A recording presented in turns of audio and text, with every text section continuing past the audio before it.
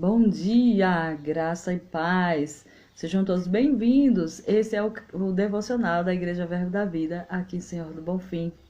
Nesta manhã nós estamos fazendo o nosso devocional, a nossa leitura matinal, o nosso momento com o Senhor, e você é convidado a se juntar a nós nesse processo.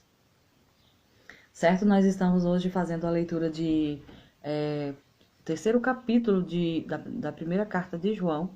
E eu quero convidar você para juntos nós fazermos essa leitura. Vamos ver se essa imagem volta ao normal, nós podemos continuar. Agora tá tudo bem, eu creio que nós podemos avançar. Nós vamos orar primeiro e pedir ao Senhor que nos ajude. Pai, muito obrigada no nome de Jesus, Senhor. Eu te dou graças nesta manhã. Eu celebro a vida que o Senhor nos deu. Eu celebro a tua palavra, eu celebro a comunhão com o Senhor, com o teu Espírito. Obrigado pelo Senhor nos ajudando a permanecer firmes, Pai. Obrigado pelo Senhor abrindo o nosso entendimento, iluminando a nossa mente, para que nós possamos compreender as tuas palavras, Senhor. Obrigado pelo teu Espírito da verdade, nos conduzindo e instruindo a toda a verdade, no nome de Jesus. Amém. Então agora nosso momento de leitura. Segundo passo, primeiro a oração, segundo passo, leitura. Vamos fazer a leitura. A gente lê a leitura várias vezes no nosso passo a passo devocional. Você pode ler 5 versões diferentes, você pode ler 5 vezes em momentos diferentes, porque assim você vai ter uma compreensão melhor, maior a respeito da palavra. Vamos lá?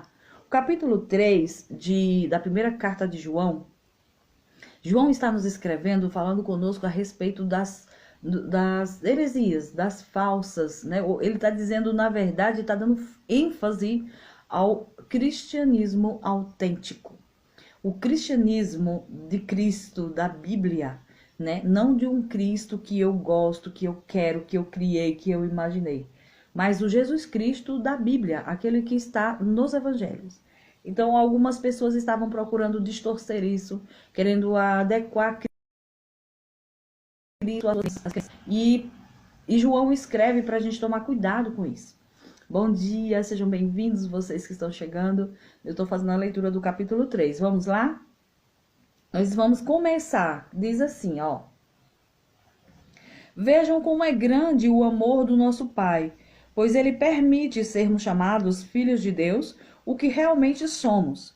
Entretanto, visto que tanta gente não conhece a Deus, não compreende que somos seus filhos, Sim, queridos amigos, nós já somos filhos de Deus e não podemos nem imaginar como vai ser mais tarde. Mas sabemos que quando ele vier, seremos semelhantes a ele, pois o veremos como ele realmente é. E todo aquele que verdadeiramente crê nisso procurará permanecer puro, porque Cristo é puro. Mas aquele que continuar a pecar transgride a lei de Deus, porque todo pecado é uma transgressão da lei. E vocês sabem que ele se tornou homem a fim de poder tirar os nossos pecados, e que ele não há e que nele não há pecado. Portanto, se permanecermos junto dele e lhe formos obedientes, não pecaremos também. Mas aqueles que continuam pecando devem entender isto. Eles pecam porque realmente nunca ouviram e nem o conheceram. Então, fazendo por parte um comentário, João está dizendo que as pessoas que continuam a viver na prática do pecado. Eu já contei para vocês a diferença entre ser pecador e pecar, né? Um erro, cometer um erro, um deslize. A diferença que é. Então, as pessoas que continuam, elas dizem que vão para a igreja, elas dizem que estão na igreja, elas dizem que são até cristãs, muitas delas, mas elas continuam na prática do pecado. Ele está dizendo que essas pessoas continuam na prática do pecado, porque na verdade elas nunca nasceram de novo. Ele afirma, não eu, que a pessoa que continua na prática do pecado é porque nunca encontrou verdadeiramente com Jesus. Nunca teve um real encontro com Jesus, ela nunca nasceu de novo e ela continua desse jeito, ela ainda está nas trevas, ela ainda está na escuridão, Porque quem tem o Espírito de Deus habitando dentro dele não continua a pecar, porque tem a natureza de Cristo e Cristo não peca, nunca pecou. Então ele pode fazer isso por mim e por você. Continuando aqui, ele diz assim: meus filhinhos, não deixem que ninguém engane vocês acerca disto. Se vocês estão constantemente fazendo o que é justo, é porque vocês são justos, assim como ele é justo. Mas se vocês continuarem a pecar, isso demonstra que vocês são do diabo, porque o diabo peca desde a criação do mundo. Mas o Filho de Deus veio para destruir essas obras do diabo. A pessoa que nasceu na família de Deus não faz do pecado um hábito, porque agora a vida de Deus está nela e, portanto, ela não pode continuar pecando, pois essa vida nova nasceu dentro dela e a domina. Ela nasceu de Deus. Então, vocês conseguem perceber a diferença? Não é, Vitória? Shalom, seja bem-vinda, viu? Vocês conseguem perceber a diferença? A diferença é a pessoa que verdadeiramente nasceu de novo, nasceu de Deus, veio do céu. Tem a natureza de Deus habitando nela, dentro dela. Então, naturalmente, essa pessoa não continua na prática do pecado. A primeira coisa que acontece com uma pessoa que verdadeiramente nasceu de novo é a aversão ao pecado. Ela não quer mais pecar. No início vai ter aquela luta, a carne querendo pecar, mas aí tem a natureza divina ali, o Espírito Santo fortalecendo, consolando essa pessoa. Ela vai se estruturando, ela vai permanecendo. Daqui a pouco ela está totalmente livre do pecado. Totalmente livre do desejo de continuar a pecar. Então essa pessoa vai conseguir controlar os seus instintos naturais, carnais. Vocês entendem? Essa é a pessoa que verdadeiramente nasceu de novo, que verdadeiramente teve um encontro real com Jesus. Mas aquela pessoa que você diz, essa pessoa é evangélica, essa pessoa vai para a igreja. Queridos, prestem atenção. Se ela continua, se ela faz do pecado um hábito, ela vai até para a igreja, mas ela não nasceu de novo. João diz que essa pessoa nunca teve um encontro real com Jesus. Vocês entendem a diferença? Então isso deixa a gente mais seguro e tranquilo a respeito, para a gente poder compreender por que a gente vê pessoas dando mau testemunho e ainda diz assim, mas ela é crente, vai para a igreja. Gente, para a igreja qualquer um vai.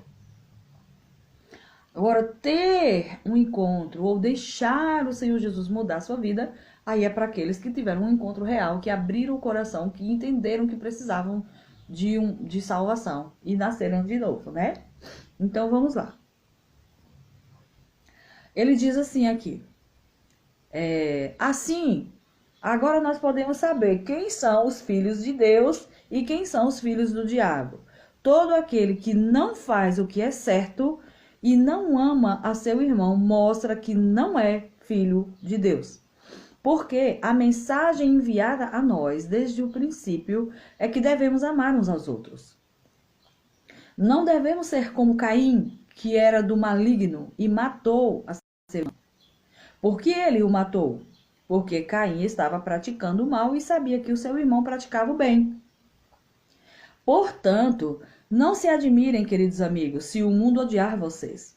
Se amarmos os outros cristãos, isso prova que passamos da morte para a vida. Mas uma pessoa que não tem amor pelos outros permanece na morte. Qualquer um que odeia seu irmão em Cristo já é, na realidade, um assassino.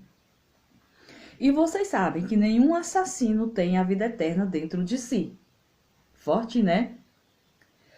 Nós sabemos o que é o amor verdadeiro pelo exemplo de Jesus Cristo ao dar a sua vida por nós.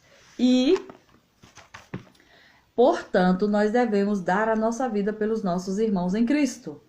Mas, se alguém que se considera seguidor de Cristo possuir o suficiente para viver bem e vendo um irmão em necessidade não o ajudar, como é que o amor de Cristo pode estar nele? Filhinhos, deixemos de dizer apenas que amamos as pessoas, mas vamos amá-las realmente e mostrar isso pelas nossas ações.